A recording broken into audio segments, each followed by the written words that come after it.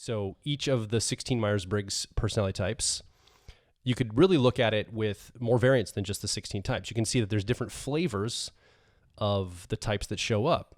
And we want to talk about that today on the show. Right. Well, and in particular, because I found it very game-changing. Like, we've been talking about this work. You've been working on it for how long? Maybe a year and a half. Yeah.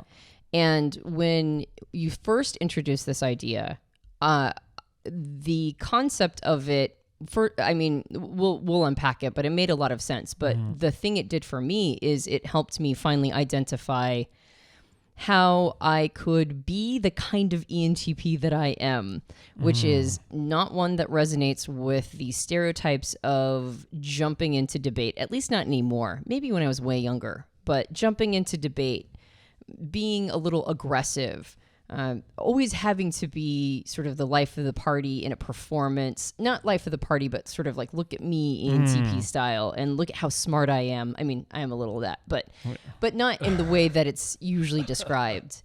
And when I read your work on this, after we talked a little bit about it, and you've published a little bit on it now, I mean, it just, so many things just clicked into place. So of course we thought, anytime anything like strikes us particularly, we have to introduce it to the rest of our audience. So can you talk a little bit about that work that you've been doing over the last year, and what do we mean when we say subtypes? Well, one thing is just the word itself, subtypes. And there's a couple of different terms we could use. We could call them flavors. We could call them variants. I use the word subtypes because I feel that that's really clear to people when they're just looking around at stuff. It's like, oh, well, this is what this is. It immediately implies that there's going to be more than 16, that there'll be 64 in this case. But, people have been talking for decades in the type community, well before the internet, about flavors of each type. Myers-Briggs Type Indicator Step 2 is all about looking at these dimensions that suggest there's a bit of variation for each of the types.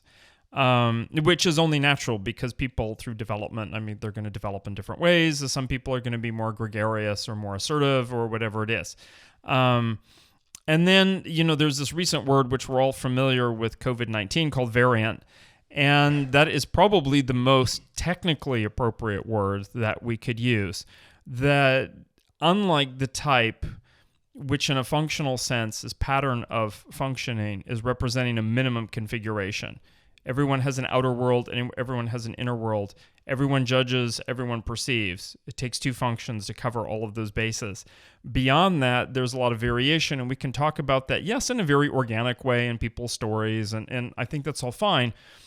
But when I started to look at other people's work, so Dr. Victor Golenko, Dr. Helen Fisher, and then my own brain imaging research, and I saw, wow, okay, so actually we can group these developmental paths. So I would say that when you say subtype, you can call them variant or flavor, but essentially we're talking about developmental variation, which means that you're not locked in to one category there. It might be long-term, it might be 2 years, but that's, I really feel, and like you mentioned, that it also meets a lot of needs, that it suddenly creates this lens and this language, and we don't even have to select one. We can rank them or say like we're between two, but it really does explain a lot. Mm-hmm. And even for myself, knowing type, using it, being certified for 30 years, still, it was really great to say, okay, we can go to this extra level. And I think there is sort of this expectation now in the age of the computer, and like we're in the 21st century, like,